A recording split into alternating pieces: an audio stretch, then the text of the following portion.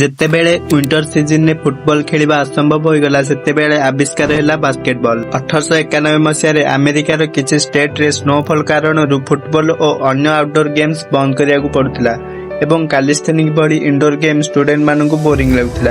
ଏହି ସମୟରେ YMCA training ସ୍କୁଲର ପିଟି ଟିଚର ଜେମ୍ସ ନେସ୍ମିଥ୍ ଏକ ନୂଆ ଇନଡୋର ଗେମ୍ ତିଆରି କରିବା ବିଚାର କଲେ। ଏମିତି ଏକ ଗେମ୍ ଯେଉଁଥିରେ ଟିମ୍ ୱାର୍କ ରହିବ ଓ ଇଞ୍ଜୁରୀ ହେବାର ସମ୍ଭାବନା କମ୍ ରହିଥିବ। ଜେମ୍ସ ଛୋଟବେଳେ ଡକ୍ ଅନ୍ ର ଗେମ୍ ଖେଳିଥିଲେ ଯେଉଁଥିରେ ଥ୍ରୋଇଂ ଆକୁରେସି ଓ ଗୋଲ୍ ହିଟ୍ କରିବା ଶିଖିବାକୁ ମିଳିଥାଏ।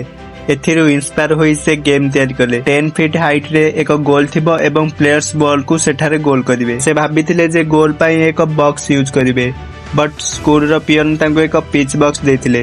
ସେହି ବକ୍ସକୁ ସେ ବାଲକୋନିରେ ଲଗାଇ ଦେଇଥିଲେ। ଡିସେମ୍ବର 1891 ମସିହାରେ ତାଙ୍କ ଷ୍ଟୁଡେଣ୍ଟସ୍ ମାନେ ଏହି ଗେମ୍ ଖେଳିଥିଲେ ଏବଂ ଏଭଳି ହେଲା ବାସ୍କେଟବଲର ଆରମ୍ଭ। ଏହା ଏତେ ପପୁଲାର ହେବାରୁ 1936ରେ ଏହାକୁ ଅଲିମ୍ପିକ୍ସରେ ସାମିଲ କରାଯାଇଥିଲା। ପିଲାଦିନେ ଆପଣମାନେ କୋଉ ଗେମ୍ ଖେଳିଥିଲେ କମେଣ୍ଟ କରିକି ଜଣାନ୍ତୁ ଓ ଚ୍ୟାନେଲକୁ ସବସ୍କ୍ରାଇବ କରନ୍ତୁ।